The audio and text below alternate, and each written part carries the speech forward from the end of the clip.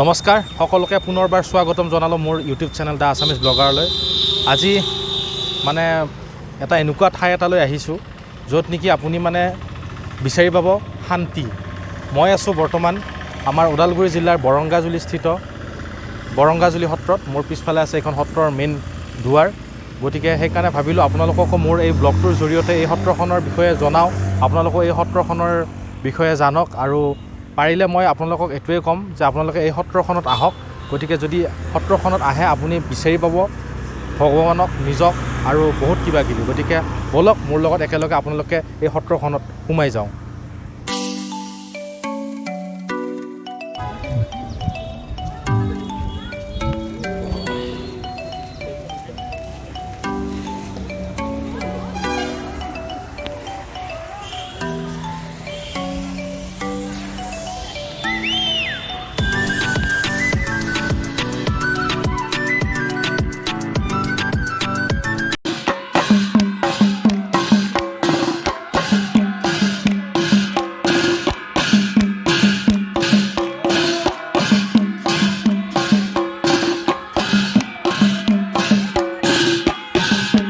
বৰ্তমান সত্ৰখনৰ ভিতৰত বহি আছোঁ। এটি সুন্দৰ পৰিৱেশ, মানে মনটো একদম মানে কি বুলি ক'ম আৰু শান্তি লাগি গৈছে। মানে ইমান মানে এটা ব্যস্ততাৰ পিছতো মানে আপুনি যদি ইয়াত আহি বেছি টাইম নালাগে, অলপ টাইমে যদি আপুনি বহে মানে আপুনি মানে সকলো দুখ ভাগৰ পাহৰি যাব।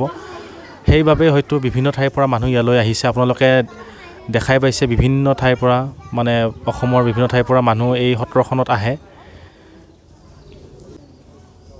আৰু ইয়াতে এতিয়া এইবিলাক কণ কণ মাইনাহঁত বহি আছে, তেওঁলোকে মানে সত্ৰীয়া শিকিবলৈ আহে। ইয়াতে প্ৰতি ৰবিবাৰ আৰু মঙলবাৰে সত্ৰীয়া নৃত্যৰ প্ৰশিক্ষণ দিয়া হয়। তেওঁ নতুনকৈ এই সত্ৰাধিকাৰ পদত অধিষ্ঠিত হৈছে। মই মোৰ এই ব্লগটোৰ জৰিয়তে মই এই সত্ৰখনৰ ইতিহাস সম্পৰ্কে আপোনালোককো জনাম। এই সত্ৰখনত নতুনকৈ সত্ৰাধিকাৰ পদত অধিষ্ঠিত হোৱা নিৰঞ্জন বড়ো ডাঙৰীয়াৰ মুখৰ পৰা।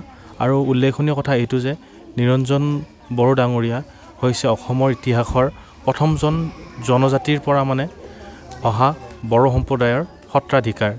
তেওঁ এই প্ৰথমগৰাকী সত্ৰাধিকাৰ, যিগৰাকী নেকি বড়ো সম্প্ৰদায়ৰ পৰা আহি সত্ৰাধিকাৰ পদত এই সত্ৰখনৰ সত্ৰাধিকাৰ পদত অধিষ্ঠিত হ'বলৈ সক্ষম হৈছে। গতিকে আহকচোন তেওঁৰ মুখৰ পৰা এই সত্ৰখনৰ ইতিহাস সম্পৰ্কে, কেনেকৈ প্ৰতিষ্ঠা হৈছিলে, কোন চনত প্ৰতিষ্ঠা হৈছিলে, সেই সম্পৰ্কে জানো আহক।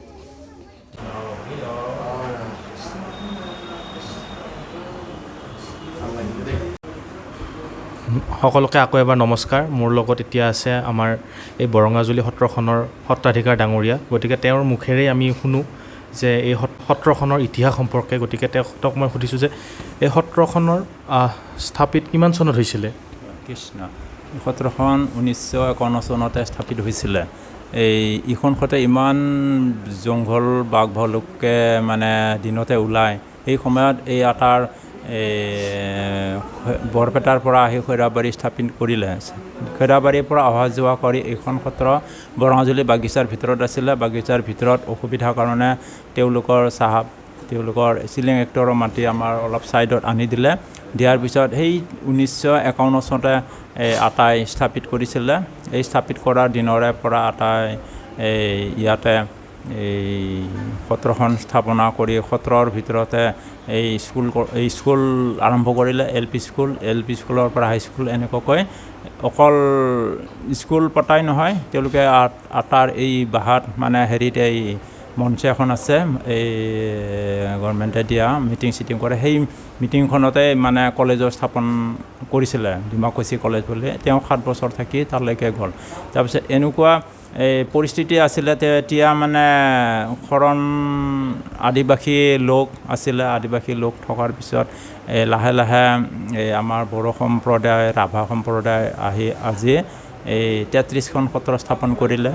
মই তেতিয়া 1981 চনতে আটাৰ সান্নিধ্যত আহিছিলোঁ। আটাৰ সান্নিধ্যত অহাৰ পিছত তেওঁ এই আমাৰ বড়ো বালিখিঠা গাঁৱৰ প্ৰথম আমাৰ দেউতাই শৰণ হৈছিলে। এই শৰণ হোৱাৰ পিছত দেউতাই মোক ল'ৰা হিচাপে তেওঁ দিছিলে। তেতিয়াৰ পৰা মই 40 বছৰে আটাৰ লগত থাকি এই 97 আটাই বৈকুণ্ঠগামী হয়। এই বৈকুণ্ঠগামী হোৱাৰ পিছত আটাৰ গোটেই জনশূন্য হোৱাৰ পিছত এই আমাৰ বাপ বান্ধৱ আইসকলে 33খন সত্ৰৰ এই লগ হৈ এই মোক এই আটাৰ আসনত বহুৱালে। কৃষ্ণ। ধন্যবাদ। মানে ইয়াতে আপুনি উল্লেখ কৰিছে যে আমাৰ এই বৰঙাজুলি সত্ৰখনৰ অধীনত প্ৰায় 33খন সত্ৰ আছে আৰু হয়, গতিকে আপোনাক শুভকামনা জ্ঞাপন কৰিলোঁ। বৰ ধুনীয়া সত্ৰ, আপোনালোকেও আহিব পাৰে। মানে আপুনি যদি আহে, আমাৰ মেইন যদি পইণ্ট ধৰে টংলাৰ পৰা প্ৰায় 25 কিলোমিটাৰমান দূৰত এই সত্ৰখন অৱস্থিত, গতিকে আপোনালোকে আহিব পাৰে। এতিয়া মই বৰঙাজুলি সত্ৰৰ যিটো নেকি আপোনাৰ সংগ্ৰহালয় আছে, সেই সংগ্ৰহালয়টোৰ ভিতৰত আছোঁ। গতিকে আপোনালোকক দেখাওঁ তাতনো কি কি সংগ্ৰহালয়টোত কি কি বস্তু আছে, গতিকে আপোনালোকে চাই যাওক। আৰু এয়া সংগ্ৰহালয়টোৰ ভিতৰত দেখুৱাই আছোঁ। ইয়াতে আপোনাৰ আমি ফটো দেখা পাই আছোঁ, যি নেকি মই আপোনালোকক অলৰেডি কৈছোঁ, সত্ৰখনৰ যি প্ৰতিষ্ঠাপক সত্ৰাধিকাৰ আছিলে তেখেতৰ স্মৃতিত কিছুমান ফটো, তেওঁলোক পোৱা বঁটা কিছুমান ইয়াতে সংগ্ৰহালয়টোত সংৰক্ষণ কৰি ৰখা হৈছে। বৰ সুন্দৰকৈ সজাই তোলা হৈছে। আপোনালোকে দেখাই পাই আছে যে 511তম শ্ৰীমন্ত শংকৰদেৱৰ জন্ম উৎসৱৰ ধৰ্মালোচনী সভালৈ নিৰ্দিষ্ট বক্তা হিচাপে আহোঁতে কলাগুৰু বিষ্ণুপ্ৰসাদ ৰাভাই গ্ৰহণ কৰা আসন এইখন আছিলে। ইয়াতে সেই আসনখন ধুনীয়াকৈ সজাই থৈ দিয়া হৈছে। আৰু এইখনেই হৈছে প্ৰতিষ্ঠাপক সত্ৰাধিকাৰ হৰেকৃষ্ণ মহন্ত আটাই ব্যৱহাৰ কৰা বিচনাখন। আমি সকলোৱে জানো কেইমাহমান পূৰ্বে তেওঁ অনন্ত ধামলৈ গতি কৰিছে, আমাৰ মাজৰ পৰা আঁতৰি গৈছে। গতিকে তেখেতৰ স্মৃতিস্বৰূপে তেওঁ ব্যৱহাৰ কৰা কাপোৰসমূহ ইয়াত ধুনীয়াকৈ সংগ্ৰহালয়টোৰ ভিতৰত থৈ দিয়া হৈছে। আৰু এইখন তেওঁ শোৱা বিচনাখন, আৰু তেওঁ ব্যৱহাৰ কৰা এডাল লাখুটি, আৰু তেওঁৰ এয়া চৰণ যুগল। এয়া আপোনালোকে দেখা পাই আছে তেওঁৰ সম্পূৰ্ণ বিচনাখন, বিচনীও আছে। আৰু তেওঁৰ এই সৃষ্টিৰাজিৰ কিছু মানে তেওঁক থকা সময়ছোৱাত যি কৰিছিলে তাৰ সম্বৰ্ধনা বহুতে সম্বৰ্ধনা জ্ঞাপন কৰিছিলে, তাৰে চাৰ্টিফিকেট আছে। তেওঁ ধুনীয়াকৈ মানে এই সংগ্ৰহালয়টোত আঁৰি থৈ দিয়া আছে, আপোনালোকে দেখা পাই আছে।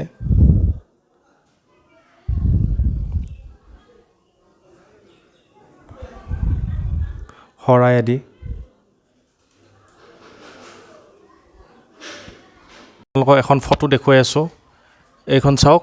প্ৰথম এই সত্ৰখনত মানে এই ঠাইটুকুৰাত আহিছিলে কুশল ইষ্টদেৱ আৰু হৰেকৃষ্ণ মহন্ত আটা। এওঁলোক আহিছিলে, এইখন লিখা আছে 1952 চনতেই তেওঁলোক আহিছিলে, আৰু তাৰে ফটো। আৰু ইয়াতে কিছুমান ফটো আছে, আপোনালোকক দেখাই আছোঁ, চাই লওক।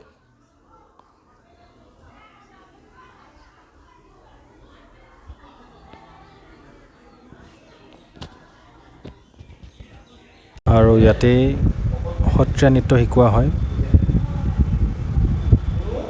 সত্ৰখনৰ এটি গৃহ, ইয়াতে কণ কণ শিশুসকল আহি বহি আছে, আপোনালোকে দেখা পাই আছে। ইয়াতে সত্ৰীয়া নৃত্যৰ প্ৰশিক্ষণ দিয়া হয় তেওঁলোকক। গতিকে আজিৰ এই ব্লগটোৰ জৰিয়তে বৰঙাজুলিৰ সত্ৰৰ বিষয়ে আপোনালোকক দেখুৱালোঁ। আশা কৰোঁ আপোনালোকে ভাল পালে ভিডিঅ'টো চাই। গতিকে মই বিচাৰিম যে আপোনালোকো এই সত্ৰখনলৈ আহক, আৰু যদি ভিডিঅ'টো আপোনালোকে চাই ভাল পাইছে তেতিয়া লাইক, কমেণ্ট, শ্বেয়াৰ আৰু ছাবস্ক্ৰাইব কৰিবলৈ নাপাহৰিব। আৰু এনেকুৱাই মৰমবিলাক মোক দি থাকিব। ধন্যবাদ। জয় আই অসম।